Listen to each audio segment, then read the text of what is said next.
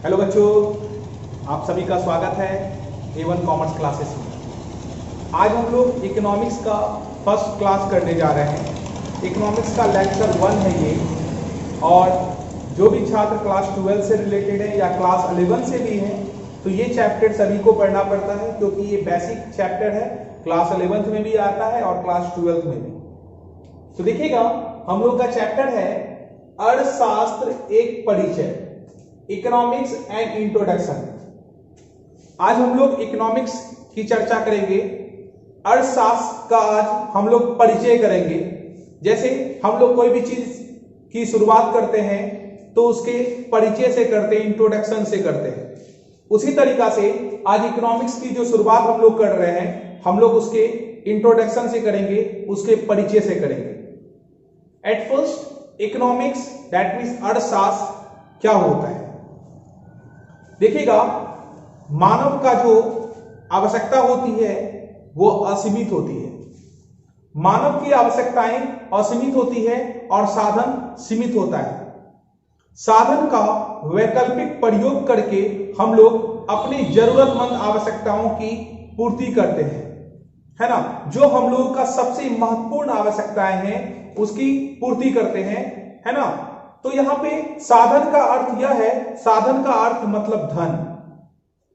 तो ये देखिएगा, ये जो इकोनॉमिक्स है, इकोनॉमिक्स यानी तो आप देख सकते हैं अर्थशास्त्र।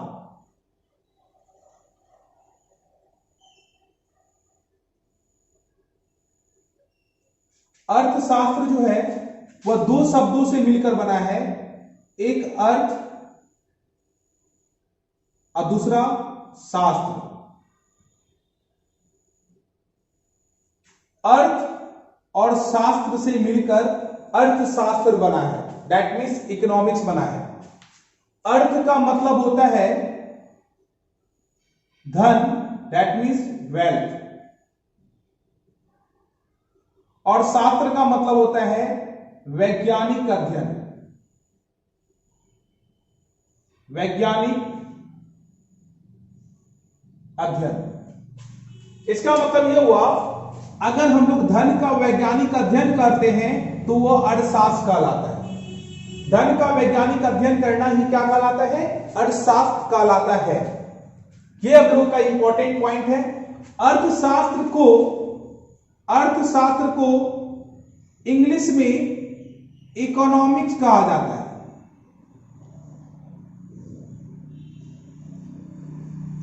अर्थशास्त्र को इंग्लिश में इकोनॉमिक्स कहा जाता है। इकोनॉमिक्स जो वर्ड है, इकोनॉमिक्स जो वर्ड है वह ग्रीक वर्ड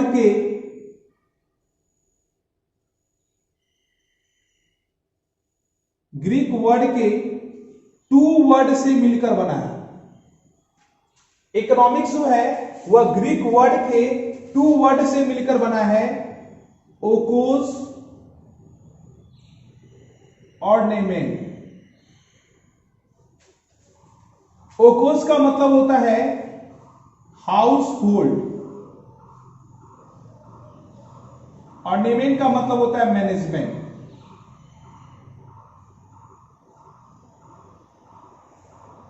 हाउस होल्ड का मतलब होता है घरेलू या गृह बोल सकते हैं, घरेलू बोल सकते हैं या गृह बोल सकते हैं, या नहीं तो आप उसको गृहस्थ बोल सकते हैं। मैनेजमेंट का मतलब होता है प्रबंध। इसका मतलब यह हुआ, अगर हम लोग गृह का प्रबंध करते हैं तो वह इकोनॉमिक्स कहलाता है। गृह का मतलब गृहस्थ का, दैट मीन्स घरेलू का, अगर हम लोग प्रबंध करते हैं, मैनेजमेंट करते हैं तो वह इकोनॉमिक्स कहलाता है, दैट मीन्स अर्थशास्त्र कहलाता है। तो एट फर्स्ट यहां पे हम लोगों ने देखा क्या, अर्थशास्त्र दो शब्दों से मिलकर बना है, एक अर्थ दूसरा शास्त्र। अर्थ का मतलब होता है धन और शास्त्र का मतलब होता है वैज्ञानिक अध्ययन, है ना। मतलब इसका मतलब धन का वैज्ञानिक अध्ययन करना ही अर्थशास्त्र कहलाता है। इकोनॉमिक्स वर्ड ग्रीक वर्ड के टू वर्ड से लिया गया है, एक ओकोस और दूसरा नेमेन। ओकोस का मतलब होता है हाउस होल्ड और नेमेन का मतलब होता है मैनेजमेंट। इसका मतलब हाउस होल्ड का मैनेजमेंट करना ही इकोनॉमिक्स कहलाता है। यहां पर एक सबसे इंपॉर्टेंट सेंटेंस यहां पर यह है कि मनुष्य की आवश्यकताएं असीमित होती है। इसका मतलब यह है कि प्रत्येक गृहस्थ, जितने भी गृहस्थ हैं जो घर का मैनेजमेंट करता है उसी को गृहस्थ बोलते हैं, है ना। जो प्रत्येक गृहस्थ की आवश्यकताएं अनंत होती है, असीमित होती है। मतलब ये हुआ कि सभी की आवश्यकताएं, घर में जितने भी लोग रहते हैं सभी की आवश्यकताएं असीमित होती है, अनंत होती है। और साधन सीमित होते हैं। साधन क्या होते हैं? सीमित होते हैं। तो यहां पे एक पॉइंट आप बना सकते हैं कि मनुष्य या प्रत्येक गृहस्थ की आवश्यकताएं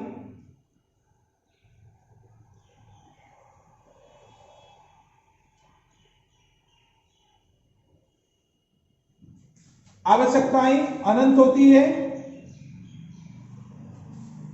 और साधन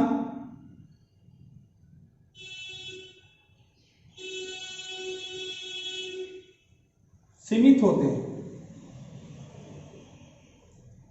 साधन सीमित होते हैं, अनंत होती है यानी तो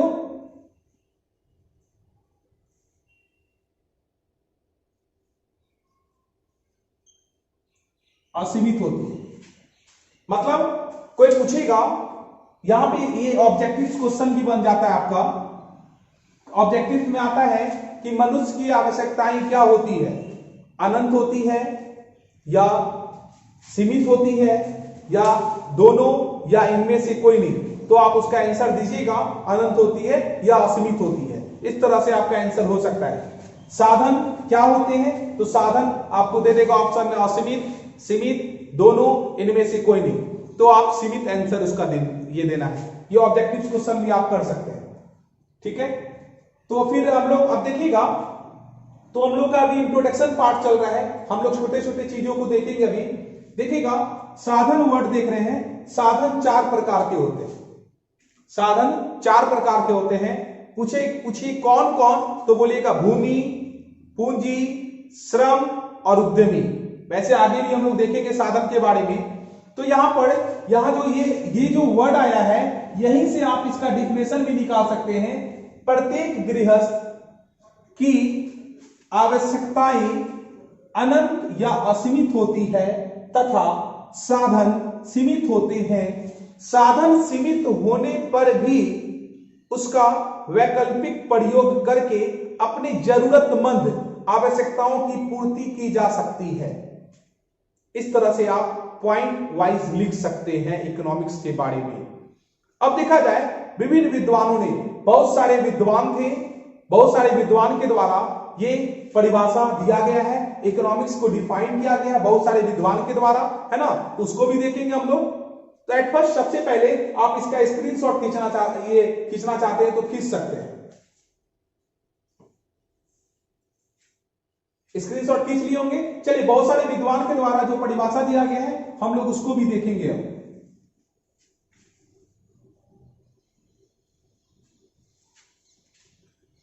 देखिएगा, सबसे पहले विद्वान आए थे हम लोगों के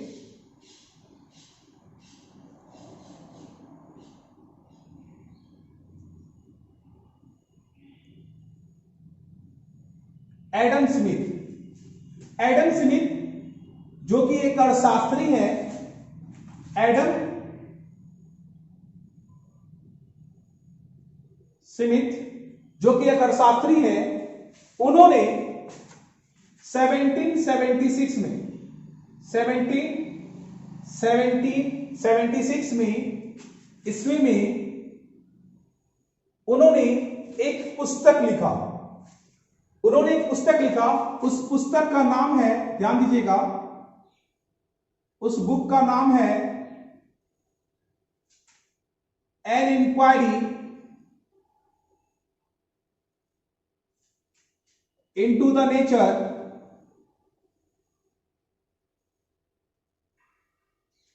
and causes of wealth of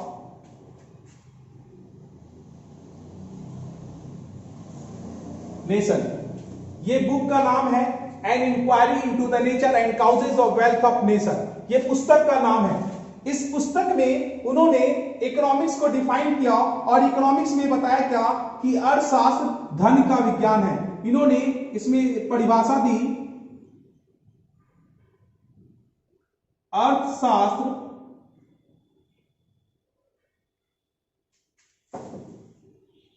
धन का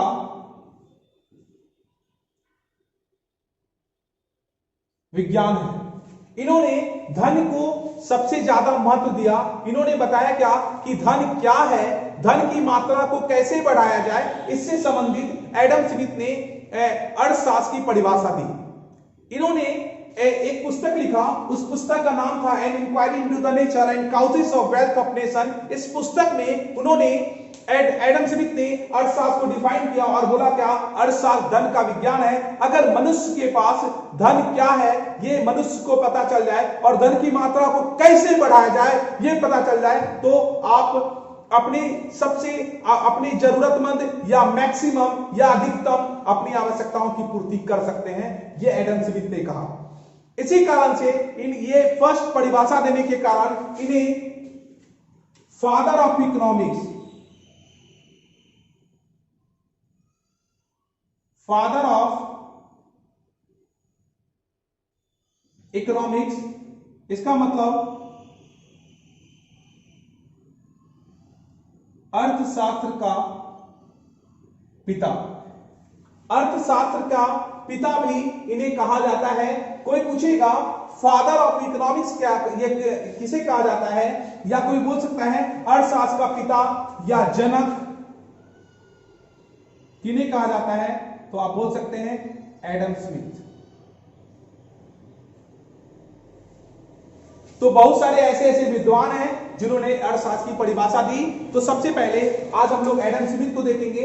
एडम स्मिथ ने, कोई पूछेगा किस ईस्वी में अपनी परिभाषा को दिया था, तो आप 1776 ईस्वी में उन्होंने परिभाषा दिया था।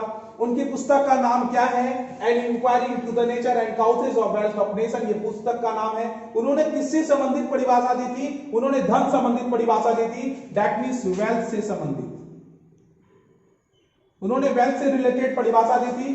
फादर ऑफ इकोनॉमिक्स किसे कहा जाता है, तो आप बोल सकते हैं कि एडम स्मिथ को कहा जाता है।